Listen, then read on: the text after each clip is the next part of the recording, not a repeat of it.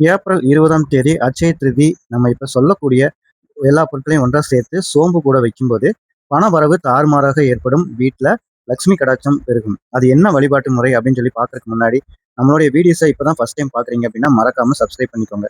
தொடர்ந்து இது போன்ற அப்டேட்களை பக்கத்துல இருக்கிற நோட்டிஃபிகேஷன் பட்டனை அமுத்திட்டு ஆல் பெல் அந்த மாதிரிலாம் செலக்ட் பண்ணிக்கோங்க. இப்போ சோம்பு கூட என்னென்ன பொருட்களை சேர்த்து என்னென்ன வழிபாடு செய்ய போறோம் அப்படிங்கிறத பத்தி தெளிவாக தெரிஞ்சுக்கலாம்.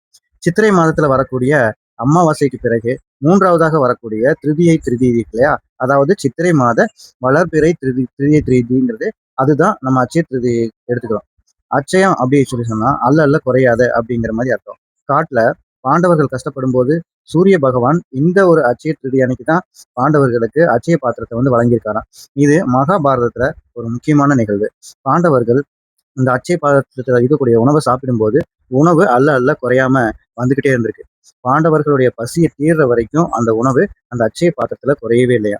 அதுதான் இந்த அட்சய திருதி அன்னைக்கு தங்கம் வெள்ளி வாங்குவதற்கான யோகத்தை நமக்கு வந்து ஏற்படுத்தி கொடுக்கும். முக்கியமான காரணம் அட்சய திருதி அன்னைக்கு நாம என்ன பேசுறோமோ என்ன சொல்றோமோ இவ்வளவு ஏன் என்ன மாதிரி செயல்களை செய்யறோமோ அதை பன்மடங்கு பெருகும். தங்கம் வெள்ளி அன்றைய தினம் வாங்கினா தான் நமக்கு பெருகுமா அப்படின்னு சொல்லி அர்த்தம் கிடையாது. அன்றைய தினம் வாங்கும் போது அடுத்த வருஷம் அதை விட கூடுதலாக வாங்கக்கூடிய பலன் ஒரு யோகத்தை நமக்கு மகாலட்சுமி தயார் பண்ணி கொடுப்பாங்க. நீங்க தங்கம் வெள்ளி வாங்குறீங்களோ இல்லையோ, கண்டிப்பா வீட்டுல அட்சய திருதி அன்னைக்கு மகாலட்சுமி பூஜை பண்ணணும். மகாலட்சுமி பூஜை அப்படின்னா பெரிய கலசம் வச்சு யாகம் வளர்த்து இப்படி எல்லாம் பண்ணணும் அவசியம் கிடையாது. ரொம்ப எளிமையா வீட்டுல மகாலட்சுமியோட புகைப்படம் இருக்கும். அந்த போட்டோவுக்கு சந்தன குங்குமம் பொட்டு வச்சு பூக்களால் அலங்காரம் செஞ்சு மகாலட்சுமி தாயாருக்கு இனிப்பு ரொம்ப பிடிக்கும். இனிப்புல ஏதாவது ஒரு நைவேத்தியம் செய்து நீங்க பூஜை பண்ணலாம். வீடு முழுக்க தூப தீபம் கொடுத்து மகாலட்சுமி தாயோட மந்திரங்களை வீட்டுல வந்து ஒலிக்க விட்டுட்டு கேட்கறதோ இல்ல புத்தகங்களை பார்த்து படிக்கிறதோ இந்த வருஷம் அட்சய திருதி அன்னைக்கு மகாலட்சுமி யோகத்தை நம்ம குடும்பத்துக்கு கொண்டு வந்து சேர்க்கிறோம். இந்த வருஷம் கூடுதலா இன்னொரு செய்தியும் இருக்கு. எப்போதுமே இந்த திருதி இருக்குல்ல, அது முடிஞ்சு அதுக்கு அடுத்து வரக்கூடிய திதி என்ன? சதுர்த்தி. 4வது திதியாக வரக்கூடிய சதுர்த்தி. ஏப்ரல் 20ஆம் தேதி அட்சய திருதியா இருந்தாலோ ஏப்ரல் 19ஆம் தேதி மதியத்திலேயே உங்களுக்கு அட்சய திருதிக்கான அந்த திருதி ஆரம்பிச்சிருது.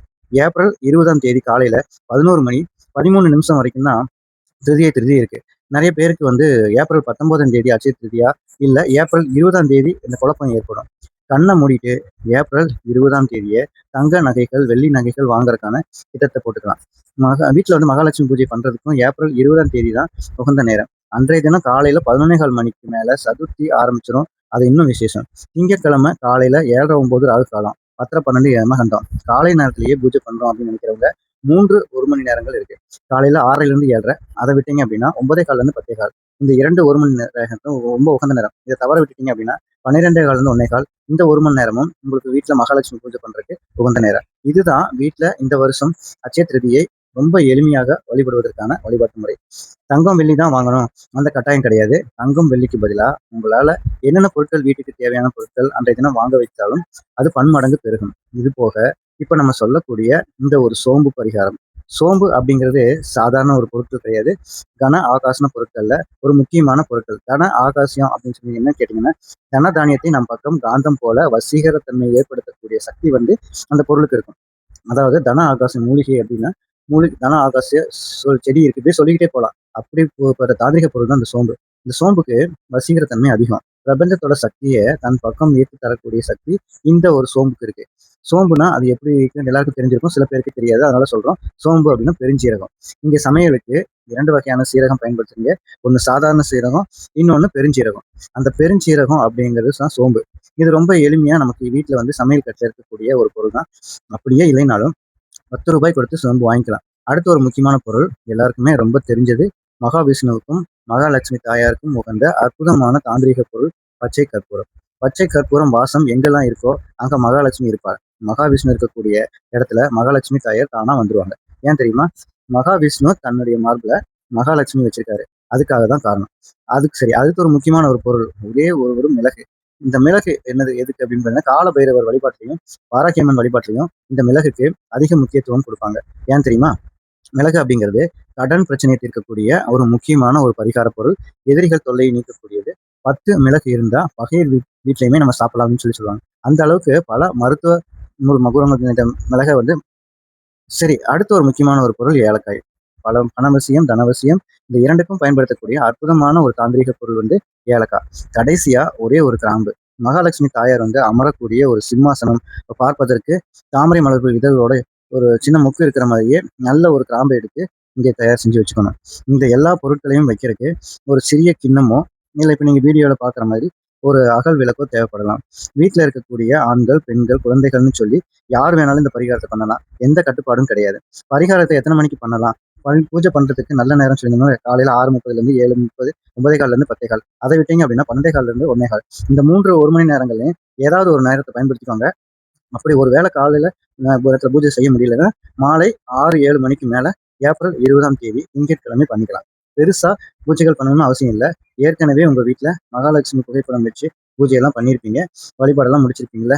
இந்த மகாலட்சுமி போட்டோக்கு முன்னாடி இப்ப நீங்க எடுத்து வச்சிருக்கக்கூடிய இந்த கிண்ணத்துல இந்த அகல் விளக்குகளை அந்த அகல் விளக்கு நிரம்புற அளவுக்கு அந்த கிண்ணம் நிரம்புற அளவுக்கு சோம்பு கொட்டிடுங்க. அதாவது பெருஞ்சீரகத்தை கொட்டிடுங்க. அதுக்கு மேல ஒரு பச்சை கற்பூரத்தை வச்சுட்டு அதுக்கு மேல ஒரு கிராம்பு, ஒரு ஏலக்காய், ஒரே ஒரு மிளகு, இந்த 3 பொருட்களையும் மகாலட்சுமி பாதத்துல வச்சுட்டு எங்க வீட்டுக்குள்ள மகாலட்சுமி தாயார் வசியமாகணும், எங்க வீட்டுக்குள்ள மகாலட்சுமி தாயார் வசியமாகணும் அப்படின்னு ஒரு 3 முறை சொன்னேன்.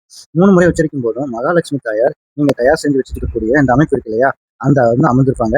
அதுக்கப்புறம் தூப தீபம் காமிச்சிட்டு நீங்க உங்க அந்த அன்றாட வேலைப்பாடுறோம் அச்சய தேதி அன்னைக்கு இந்த பொருட்களை தயார் செஞ்சு மகாலட்சுமி பாதத்துல வச்சுட்டு 3 முறை மகாலட்சுமி தாயார் வசியமாகணும்னு சொன்னதுக்கு பிறகு அதுக்கப்புறம் என்ன செய்யணும்? அந்த பொருட்கள் அப்படியே இருக்கலாம். பூஜையெல்லாம் முடிச்சுட்டு இரவு தூங்க போறதுக்கு முன்னாடி இந்த ஒட்டுமொத்த அமைப்பையும் உங்க வீட்டோட பூஜை அறையில இல்ல ஏதாவது சாமி படத்துக்கு பக்கத்துல வச்சுக்கணும். உங்க குடும்பத்தாரை தவிர மற்ற நபர்கள் யாராவது பார்த்தாலும் தப்பு கிடையாது. யாராவது பார்த்து அது என்னன்னு கேட்டா கூட அதை நீங்க 4 பேருக்கு சொல்றது மூலியமா அவங்க குடும்பம் மேன்மேலும் வளரும். அது மூலியமா லட்சுமி கடாட்சம், மகாலட்சுமி பார்வை உங்க மேல விழும். மத்தவங்க பார்வையில பட்டாலும் பரவாயில்ல. பூஜை அறையில ஏதாவது ஒரு சாமி பக்கத்துல படத்துல வச்சுங்க. அது கீழே இருக்கக்கூடிய பொருட்கள் சீக்கிரம் கெட்டு போகாது.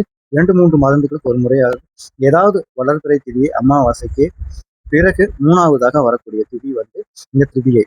ரொம்ப எளிமையா சொல்லணும்னா அமாவாசைக்கு பிறகு வரக்கூடிய சதுர்த்தி இருக்கு இல்லையா, அந்த சதுர்த்திக்கு முந்தைய நாள் அதுதான் வந்து திருதியை திதி. அதுவே அந்த திருதியை திதி வந்து சித்திரை மாதத்துல வந்துச்சு அப்படின்னா அது அச்சய திருதியை. இந்த அச்சய திருதி அன்னைக்கு இந்த ஒரு அமைப்பை தயார் செஞ்சு பூஜை அறையில வச்சு பூஜை பண்ணிட்டு மகாலட்சுமி தாயாரை வசியம் பண்ணி இந்த அமைப்புல உட்கார வச்சிட்டீங்கன்னா மகாலட்சுமி தாயார் உங்க வீட்டிலே இருப்பாங்க. அதுவும் அச்சய திருதி அன்னைக்கு மகாலட்சுமி தாயாரை வசியம் செய்யறதுக்கு நீங்க கொடுத்து வச்சிருக்கணும். இதுல பயன்படுத்தக்கூடிய பொருட்கள் ரொம்ப எளிமையான பொருட்கள், எல்லாராலையும் எளிதாக வாங்கக்கூடிய பொருட்கள். இதுக்கு நீங்க செலவு பண்ணக்கூடிய நேரமும் ரொம்ப கம்மி.